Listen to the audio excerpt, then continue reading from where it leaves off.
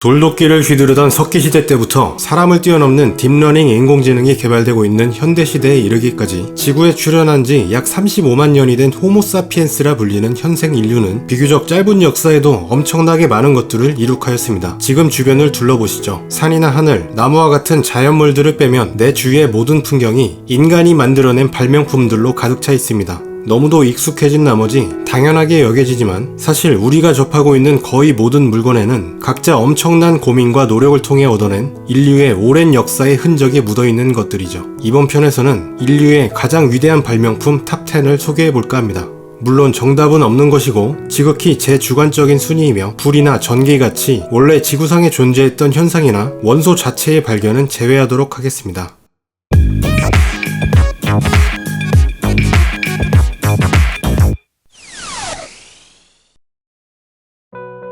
현미경은 1595년 네덜란드의 안경 제작자인 얀센에 의해 최초로 발명되었습니다. 그러나 그가 만든 현미경은 10배 정도의 확대에 그쳤으며 물체의 상 주변이 흐려지는 현상이 나타나 널리 활용되지는 못했습니다. 이후 미생물학의 아버지라 불리는 네덜란드 발명가 레베노크는 그의 천재성을 발휘하여 무려 275배율이라는 엄청난 현미경을 발명하였고 자신이 개발한 현미경으로 효모나 박테리아, 혈액세포, 사람의 정자 등 그동안 눈에 보이지 않았던 미시적 존재들을 세상 밖으로 꺼냈으며 인류에게 아직 알려지지 않은 완전히 새로운 세계인 미생물의 세계를 열었던 것입니다.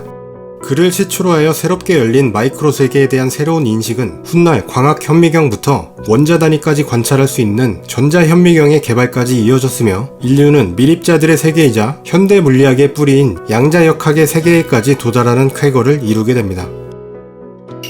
우리는 석기시대와 청동기, 철기시대를 지나 현재 플라스틱 시대를 살고 있습니다. 최초의 플라스틱은 당구공의 재료인 아프리카 코끼리의 상아를 대체하기 위해서 탄생했죠. 미국의 당구공 제조사는 상아를 대체할 수 있는 물질을 찾아 1만 달러의 상금을 걸었고 이에 아마추어 발명가였던 존 하야트는 면직물과 질산을 이용해 실험한 끝에 셀룰로이드라고 명명된 최초의 플라스틱을 개발합니다. 그러나 셀룰로이드로 만든 당구공은 쉽게 폭발하는 단점이 있어 당구공의 재료로 사용되지는 못했죠. 이후 1922년 독일의 화학자 헤르만 슈타우딩거가 플라스틱이 수천 개의 분자사슬로 구성된 고분자 화합물이라는 사실을 밝혀냄에 따라 이를 계기로 하여 플라스틱의 수많은 변종이 속속 세상에 나왔습니다.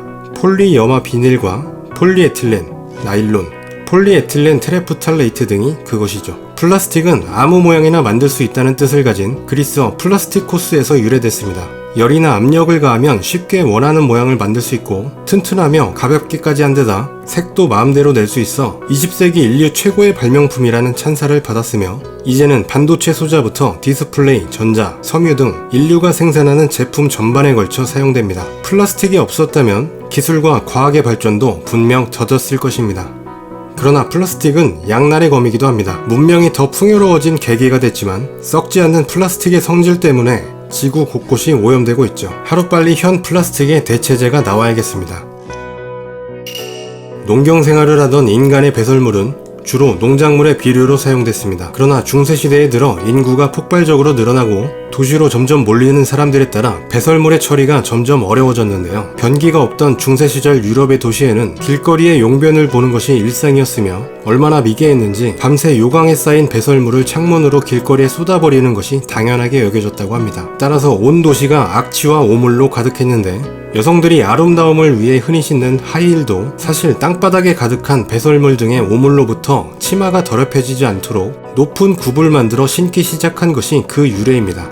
최초의 수세식 변기는 1596년 영국의 존 해링턴이 엘리자베스 여왕을 위해 고안한 변기였고 1775년 알렉산더 커밍스에 의해 개선이 되었으나 사람들은 쉽사리 요강 문화에서 빠져나오지 못했습니다. 본격적으로 실생활에 사용된 것은 그로부터 300년 후인 19세기 말부터였죠. 수세식 변기가 대중적으로 보급됨에 따라 인류의 복원 역사는 새로운 장을 열게 됐습니다. 변기의 발명으로 시작한 위생혁명보다 더 많은 생명을 구하고 복원을 발전시킨 혁신은 없다. 실비아 보웰 미국 보건복지부 장관이 한 말입니다.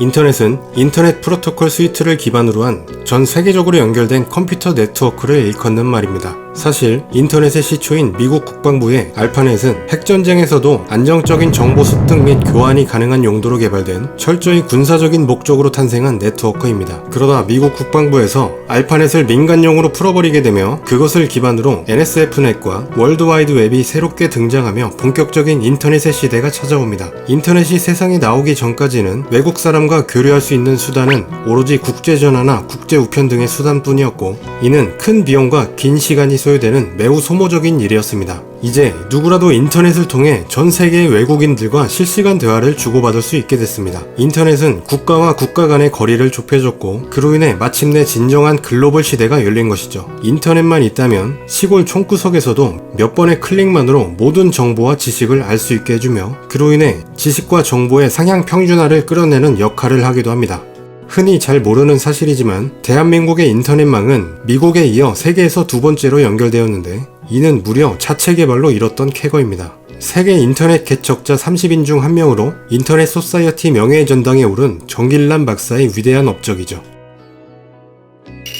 1895년 독일의 실험 물리학자인 빌헬름 렌트겐은 음극선에 관한 실험을 하던 중 정체 모를 미지의 새로운 광선인 X선의 존재를 발견합니다. 렌트겐이 X선이라 명명한 것도 미지의 선이라는 의미였습니다. 그는 음극선관을 둘러싸아 놓은 검은 종이를 뚫고 지나가는 미지의 강한 빛이 나온다는 사실을 알게 됐는데, 이를 사진기법에 접목해 자신의 아내를 실험실로 불러 손을 찍어보았고, 놀랍게도 아내의 손 아랫뼈가 선명하게 찍혀 나왔습니다. 이 사진이 바로 인류 최초의 X선 사진입니다. X선 촬영 장치는 특히 의학적으로 엄청난 발명이었습니다. 기존에는 몸속을 들여다볼 수 없기 때문에 무조건 해부를 해야 했고, 이는 의학적인 한계이자 의학 발전을 가로막는 장애물과 같았죠. 이제는 더 이상 몸에 칼을 대지 않고도 몸속을 들여다볼 수 있게 된 것입니다. X선의 새로운 발견은 방사선의 존재를 알게 했으며 전자의 존재를 발견하고 원자핵 물리학의 새로운 장을 여는 결정적 계기가 되기도 했을 정도로 인류의 위대한 업적이었습니다. 여담으로 그는 X선 발생 장치의 특허로 엄청나게 큰 돈을 벌 기회가 있었지만 그냥 공개를 해버립니다. 자신의 이익보다는 인류의 이익이 더 우선이라고 생각했기 때문입니다.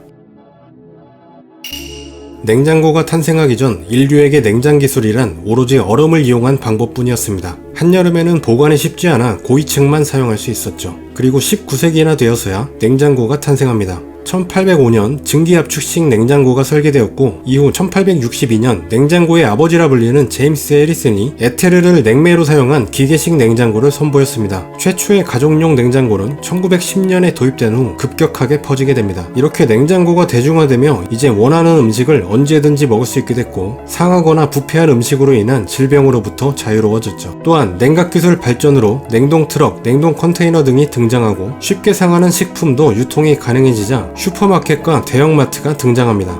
냉장고가 유통산업의 발전을 만들고 나아가 자본주의의 한 축을 이룬 혁명이었던 것입니다. 냉장고는 인류의 건강과 삶의 질을 향상시킨 엄청난 발명품이고, 공업, 과학, 기술 등 모든 산업 분야에서도 없어서는 안 될 중요한 요소가 됐습니다. 미셴브루크의 정전기를 축적할 수 있는 유리병인 라이덴병의 발명, 벤자민 프랭클린의 피레침 발명 등 전기에 관한 연구는 18세기에 매우 활발하게 이루어졌는데, 알레산드로 볼타가 전지를 발명함으로써 전기 현상에 관한 연구가 더 심화됐습니다. 이탈리아 물리학자로 스위스 파비아 대학 교수였던 볼타는 산성 용액에 담겨진 두 금속의 끝을 연결하면 전기가 흐른다는 것을 발견했고, 이를 통해 최초의 화학 전지를 발명했는데, 이를 기념해 우리는 지금도 이 같은 원리의 전지를 볼타 전지라고 부릅니다. 전압의 단위인 볼트도 그의 이름에서 따온 것이죠. 볼타 전지의 발명은 전기의 실용화를 이끈 매우 중요한 사건이었습니다. 이전까지만 해도 전기는 순간적으로 흘러 사라져버리는 것으로만 여겨졌으나 지속적으로 전기의 흐름을 발생시키는 방법을 알아낸 것이기 때문입니다. 이것은 전류라는 개념으로 가깝게 다가선 것이었고, 19세기에 이르러서 전기에 관한 획기적인 과학적 기술적 성과들이 쏟아져 나올 수 있었던 밑바탕이 됐습니다. 만약 전기가 없었다면 지금의 삶은 꽤 다른 모습이었겠죠. 흔히 인류의 가장 위대한 발명품이 무엇이냐에 대한 답으로 바퀴를 꼽습니다. 고고학적 증거들에 따르면 바퀴가 처음으로 사용되기 시작한 것은 기원전 4000년경으로 탈 것에 부착된 것이 아니라 도공들이 사용하는 물레에 사용되었다고 합니다. 최초로 탈 것에 바퀴를 장착하여 사용한 것은 메소포타미아의 우르 왕조 시대였으며, 높은 신분의 사람이 타는 사륜 수레를 만들기도 했습니다. 다만 바퀴의 내구성과 무게에 관한 문제 때문에 두루 사용하지는 못했는데, 기원전 2000년경 바퀴의 단점을 보완해주는 바퀴살이 달린 바퀴가 처음 등장하며 진정한 바퀴의 역할이 시작될 수 있었고, 이를 통해 운송수단뿐 아니라 전차로 개발하여 사용되는 등 다양한 진보의 밑거름이 됐습니다. 이외에도 바퀴는 기계부품 속 톱니바퀴와 도르래로 사용되는 등 인류 산업기술의 곳곳에 핵심적인 역할을 하기도 했으며, 현대 문명에 없어서는 안 될 자동차와 비행기로 이어지는 역사적인 발명품이죠.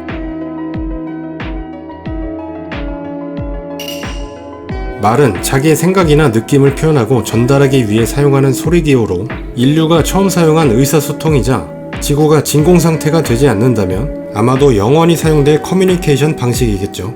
그러나 말은 기록하지 못하는 문제가 있었고, 따라서 인류는 이를 보완할 문자를 만듭니다. 알려진 문자의 최초는 수메르인들이 기원전 3000년경부터 사용했던 쐐기 문자입니다.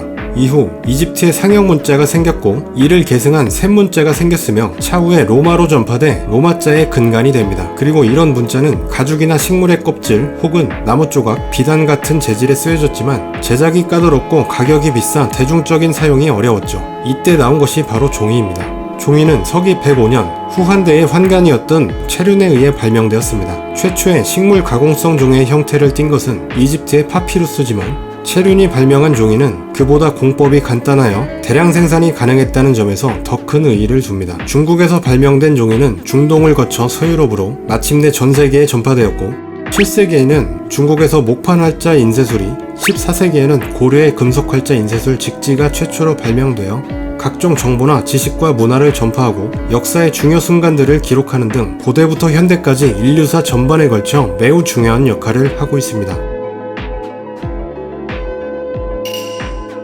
영국의 과학 역사가인 제임스 버크는 커넥션스라는 다큐멘터리에서 이렇게 질문을 던집니다.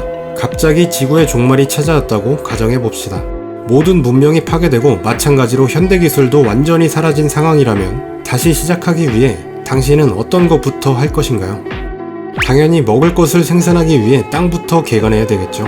이 단순한 물음에서 우리는 쟁기라는 도구가 생각보다 위대한 것임을 깨달을 수 있습니다. 쟁기는 단순한 농경 도구일 뿐이지만 넓게 본다면 인류 문명의 시작이자 뿌리입니다. 인간은 쟁기로 땅을 개간해서 갈아엎는 것을 시작으로 하는 농업을 시작하면서 마침내 지구를 정복할 수 있게 됐으며, 인간이 필요에 의해 자연을 다스리고 갖고 나가게 된 역사의 시초이기도 합니다. 그리고 결과적으로 안정적인 음식 공급과 정착 생활로 인해 인간의 기본 욕구인 생리적 욕구가 충족되고 점진적으로 다음 단계의 욕구로 나아갈 수 있는 계기가 된 것이기도 합니다.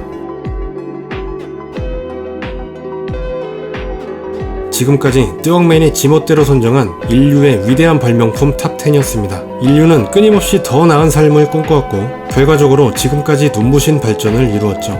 그리고 그 중심에는 역시 발명이 있었습니다. 발명의 역사가 곧 인류 발전의 역사인 것입니다. 앞으로 어떤 새로운 발명품이 나타나 우리에게 혁신을 가져다 줄지 더욱 기대되네요. 여러분이 생각하는 가장 위대한 발명품은 무엇인가요? 댓글로 남겨주세요. 이상으로 영상을 마무리하겠습니다. 재미있게 보셨다면 구독과 좋아요 잊지 마세요.